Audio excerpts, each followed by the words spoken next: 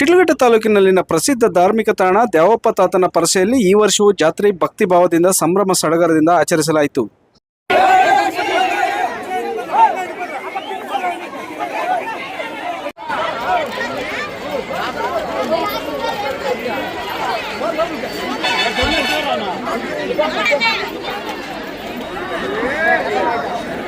ದೇವರ ದರ್ಶನಕ್ಕಾಗಿ ಸುತ್ತಮುತ್ತಲಿನ ಭಕ್ತಾದಿಗಳು ತಂಡೋಪತಂಡವಾಗಿ ಸೇರಿದ್ದ ಈ ಸಂದರ್ಭದಲ್ಲಿ ಕಾಂಗ್ರೆಸ್ ಮುಖಂಡ ಪುಟ್ಟು ಆಂಜನಪ್ಪ ಅವರು ಭೇಟಿ ನೀಡಿ ದ್ಯಾವಪ್ಪ ತಾತನ ದರ್ಶನ ಪಡೆದರು. ದ್ಯಾವಪ್ಪನ ಪರಸೆಯಲ್ಲಿ ಜಾತ್ರೆಯ ಪ್ರಮುಖ ಆಕರ್ಷಣೆ ಉಟ್ಲು ಸೇವೆ ಈ ಬಾರಿ ವಿಶೇಷವಾಗಿ ಗಮನ ಸೆಳೆಯಿತು. ದಿವಂಗತ ನಾರಾಯಣಸ್ವಾಮಿ ಮತ್ತು ಅವರ ಸಹೋದರರು ಹಾಗೂ ಮಕ್ಕಳು ಶ್ರದ್ಧೆಯಿಂದ ಸೇವೆ ನಡೆಸಿದರು.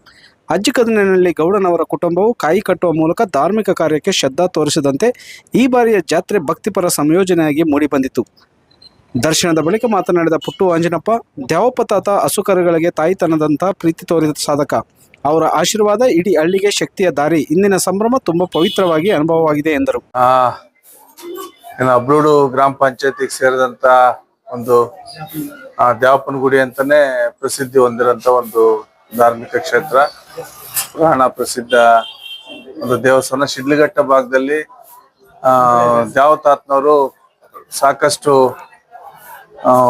ಅವರದೇ ಆದಂತ ರೀತಿಯಲ್ಲಿ ತಪಸ್ಸು ಮಾಡಿಕೊಂಡು ವಿಶೇಷವಾಗಿ ಜಾನುವಾರುಗಳ ಬಗ್ಗೆ ಹೆಚ್ಚು ಆಸಕ್ತಿ ವಹಿಸಿ ಅವಳ ರೋಗ ರುಜಿನಗಳು ಬಂದಂತ ಸಂದರ್ಭದಲ್ಲಿ, ಕಾಯಿಲೆಗಳು ಬಂದಂತ ಸಂದರ್ಭದಲ್ಲಿ ಇವರು ಮಂತ್ರಿಸಿ ಕೊಡ್ತಾ ಇದ್ದಂತ ಉಪ್ಪಿನಿಂದ ಜಾನುವಾರುಗಳಿಗೆ ಎಲ್ಲ ಕಾಯಿಲೆನೂ ಸಹ ವಾಸಿ ಆಗ್ತಾ ಇತ್ತು. ಮತ್ತೆ ಎಲ್ಲ ರೈತಾಪಿ ವರ್ಗದವರು ಸಹ ದ್ಯಾವತಾತ್ನವರ ಹಿತವಚನಗಳನ್ನ, ಅವರ ಆಶೀರ್ವಚನ ಪಡ್ಕೊಂಡು ಈ ಭಾಗದಲ್ಲಿ ಕೃಷಿ ಕೆಲಸಗಳು ಮಾಡಿಕೊಂಡು ಒಂದು ಸಮೃದ್ಧಿಯಿಂದ ಹೋಗ್ತಾ ಇದ್ದಂತ ವಾತಾವರಣ. ಆ ನಿಟ್ಟಿನಲ್ಲಿ ಅವರ ಒಂದು ಸ್ಮರಣಾರ್ಥ ಪ್ರತಿ ವರ್ಷನೂ ಸಹ ಇಲ್ಲಿನ ಎಲ್ಲ ಗ್ರಾಮಗಳಿಂದನೂ ಸಹ ಪರಿಷೆ ಮಾಡಿ ಅವ್ರಿಗೆ ಪೂಜೆ ಸಲ್ಲಿಸಂಥದ್ದು, ಮತ್ತೆ ದೇವರಿಗೆ ಪೂಜೆ ಸಲ್ಲಿಸಿ ಇಲ್ಲಿ ಉಟ್ಲು ಹೊಡೆಯಂಥದ್ದು, ಪಾನಕ ಮಜ್ಜಿಗೆನ ಹಂಚಂಥದ್ದು. ಶ್ರೀರಾಮನವಮಿ ಹಬ್ಬ ಬಂತು ಅಂದ್ರೆ ಇಲ್ಲಿ ದ್ಯಾವಪ್ಪ ಪರಿಷೆ ನಡೀತದೆ. ಒಂದು ವಾರಗಳ ಗಟ್ಟೆ ಇಲ್ಲಿ ಪರಿಷೆ ನಡೆಯುವಂಥದ್ದು. ಹಾಗಾಗಿ ಶಿಡ್ಲಘಟ್ಟ ತಾಲೂಕಲ್ಲಿ ಬೆಂಗಳೂರಿನಾದ್ಯಂತ ಕೋಲಾರ, ಚಿಕ್ಕಬಳ್ಳಾಪುರ, ಬೆಂಗಳೂರು ಗ್ರಾಮಾಂತರ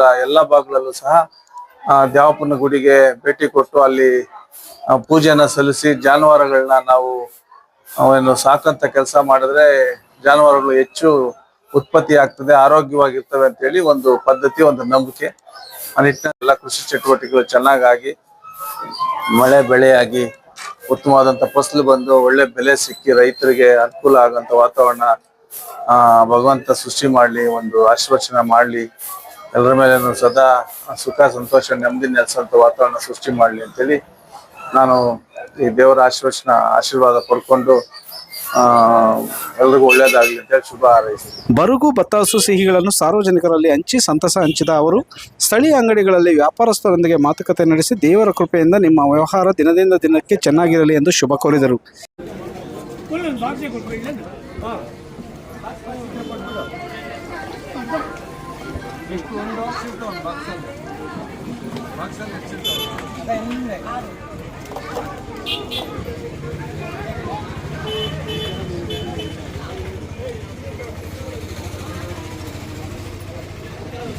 ಇನ್ನು ಇದೇ ಸಂದರ್ಭದಲ್ಲಿ ರಾಜ್ಕುಮಾರ್ ದೊಡ್ಡತೇಕಳ್ಳಿ, ಉಪಾಧ್ಯಕ್ಷ ಮಂಜುನಾಥ್, ಸಂತೋಷ್, ಮಳಮಾಜಿನಹಳ್ಳಿ ಮುನರಾಜ್, ಬೂದಾಳ ವರದರಾಜ್, ತುಮ್ನಹಳ್ಳಿ ವೆಂಕಟೇಶ್ ಸೇರಿದಂತೆ ಅನೇಕರು ಈ ಧಾರ್ಮಿಕ ಉತ್ಸವದಲ್ಲಿ ಪಾಲ್ಗೊಂಡು ದೇವರ ಮಹಿಮೆಯನ್ನು ಅನುಭವಿಸಿದರು. ವರದಿ ಗುರುಮಡಗು ಮೈತ್ರಿ ಲೋಕೇಶ್, ಕನ್ನಡ ಮೈತ್ರಿ, ಶಿಡ್ಲಘಟ್ಟ. ಯೋಗಿ ದ್ಯಾವಪ್ಪನವರ ತಾತನ ಇವತ್ತು ಒಂದು ಪರಿಷೆ ನಡೀತಾ ಇದೆ, ಹುಟ್ಟು ಪರಿಷೆ. ಅದು ಏನ್ ಸರ್, ಏನ್ ಯಾವ ತರ? ಪ್ರತಿ ವರ್ಷನೂ ಶ್ರೀರಾಮನವಮಿ ಮಾರನೇ ದಿನ ನಮ್ಮ ತಾತನ ಕಾಲದಿಂದಲೂ ಮೊದಲಿಂದ ಹಾಲುಟ್ಲು ಗೊಮ್ಮಿನಹಳ್ಳಿ ಗ್ರಾಮಸ್ಥರಿಂದ, ಅಧಿಕಾರಿನಲ್ಲಿ ಸಿದ್ದಪ್ಪನವರ ವಂಶಸ್ಥರಿಂದ ಕಾಯುಟ್ಟು ಹೊಡೆಯುವ ಕಾರ್ಯಕ್ರಮ ಇರುತ್ತದೆ. ಆಮೇಲೆ ಈ ದಿನದಿಂದ 6 ದಿನಗಳ ಕಾಲ ಸತತವಾಗಿ ಜಾತ್ರೆ ಮಹೋತ್ಸವ ನಡೆಯುತ್ತದೆ. ಎಷ್ಟು ದಿನ ನಡೆಯುತ್ತೆ ಇದು ಕಾರ್ಯಕ್ರಮಗಳು? ಸರ್, ಇದು 6 ರಿಂದ 7 ದಿನ ನಡೆಯುತ್ತೆ. ಏನೇನ್ ಕಾರ್ಯಕ್ರಮಗಳು? ಜಾತ್ರೆಗಳ ಜನಗಳ ಜಾತ್ರೆ ಇರುತ್ತೆ.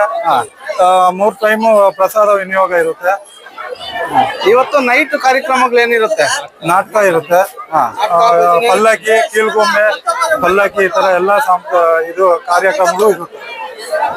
ಈ ಹುಟ್ಟು ಪ್ರತಿ ವರ್ಷನೂ ನೀವೇ ಮಾಡ್ತೀರಾ, ಒಂದೊಂದು ವರ್ಷ ಒಬ್ಬೊಬ್ರ? ಪ್ರತಿ ವರ್ಷನೂ ನಾವೇ. ಕಾಯಿ ಹೊಡೆಯೋರು ನಾವೇ, ಕಾಯಿ ಕಟ್ಟುವವರು ಗೌಡನರ ಕುಟುಂಬದವರು, ಕಾಯಿ ಹೊಡೆಯೋರು ಸಿದ್ದಪ್ಪನವರ ಕುಟುಂಬದವರು. ಹಾಲುಟ್ಲು ಕಾರ್ಯಕ್ರಮ ಗೊರ್ಮಿನಹಳ್ಳಿ ಸುಬ್ಬಪ್ಪ ಅವರ ಕುಟುಂಬದವರಿಂದ. ಎಷ್ಟು ಜನ ಸೇರ್ತಾರೆ ಈ ಜಾತ್ರೆಗೆ? ಸುಮಾರು ಜನ ಸೇರ್ತಾರೆ. 2,000-3,000 ಜನ ಸೇರ್ತಾರೆ. 3,000 ಜನ ಸೇರ್ತಾರೆ. ಮೊದಲನೇ ದಿನ ಪ್ರಾರಂಭೋತ್ಸವ 3 ದಿವಸ ನಡೆಯುತ್ತಾ ಇದು? 6 ದಿನಗಳ ಸತತವಾಗಿ ನಡೆಯುತ್ತೆ. ಇವತ್ತಿಂದ ಏನ್ ಕಾರ್ಯಕ್ರಮಗಳಿರುತ್ತೆ? ಇವತ್ತು ಫಸ್ಟ್ನೇ ದಿನ ಬಂದು ಕಾಯಿಟ್ಲು ಮತ್ತೆ ಹಾಲುಟ್ಲು ನಡೀತದೆ. 2ನೇ ದಿನ ಬಂದ್ಬಿಟ್ಟು ಭಕ್ತಾದಿಗಳು ಪ್ರತಿಯೊಂದು ಊರಿನ ಪಾನಕ ಗಾಡಿಗಳು ಬರುತ್ತೆ. ಪಾನಕದ ಗಾಡಿ, ಮಜ್ಜಿಗೆ, ಸುತ್ತಮುತ್ತಲಿನ ಗ್ರಾಮಸ್ಥರು ಎಲ್ಲರೂ ಬೇಳೆ ಎಲ್ಲ ಅವರು ಬುಕ್ಕಿಯಿಂದ ಅವರು ತಗೊಂಡ್ಬಂದು ಪಾನಕದ ಗಾಡಿ ಸಮೇತ ಎಲ್ಲರಿಗೂ ಹಂಚ್ಬಿಟ್ಟು ಇಲ್ಲಿಂದ ಹೋಗ್ತಾರೆ. ನಿಮ್ಮ ಹೆಸರು ಅಣ್ಣ? ರಾಮಸ್ವಾಮಿ.